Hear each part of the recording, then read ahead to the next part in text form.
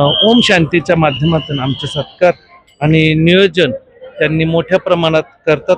आलेल्या विश्वस्तांच्या अध्यक्षांचं पूर्ण चाल श्रीफळ देऊन परत फोटो त्यांचं देवस्थान नवे नवे तर आम्हाला माझ्या अध्यक्षाच्या कारकिर्दीमध्ये असताना त्यांनी माउंट आबूला जाण्याचा योग आला. तो माउंट आबू पाहिल्यानंतर इतका सुंदर वाटलं की खरंच स्वर्ग अवतरी झाल्याची जीवनात अनुभूती मिळण्याचं असं पवित्र ठिकाण मिळालेलं आहे. जीवनात जर काय पाहावं तर जीवनात माऊली म्हणतात दुरितांचे ते जावो विश्व सधर्म सूर्य पाहू. जीवनात तो सूर्य आपल्या जीवनात आपण पाहायला पाहिजे. तर ते संत मंडळी बाहेरचा सूर्य नाही तर तो आतला सूर्य पाहायला सांगतात.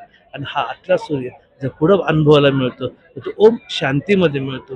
ज्ञानेश्वरीच्या पहिल्या ओवीमध्ये सांगितले ओम नमो जे अध्याय ओमला नमन केले, प्रेम केले, साधना केली आणि ह्या त्यामुळं आपल्या जीवनाचं कल्याणाची वाट हीच वाट सगळ्या संत महापुरुषांनी आवर्जून सांगले. म्हणून ह्या पंढरीच्या वाटेवर उठा जागे व्हारे आता स्मरण करा पंढरनाथा भावे चरणी ठेव माता चुकवा व्यथा जन्माचा. ह्या जन्माचा व्यथा ठेवून ह्या जीवनाचा खरा आनंद तुम्ही सर्वांनी घेण्यासाठी संत मंडळी येऊन आवर्जून सांगत असतात.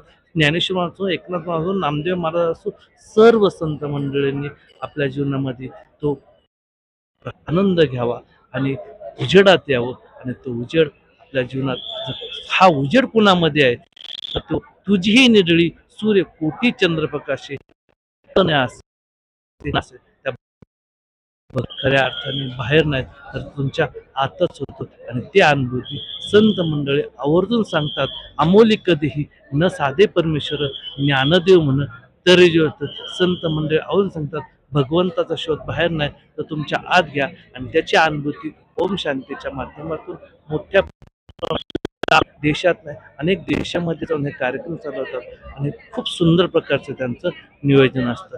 रामकृष्ण हरी. बस.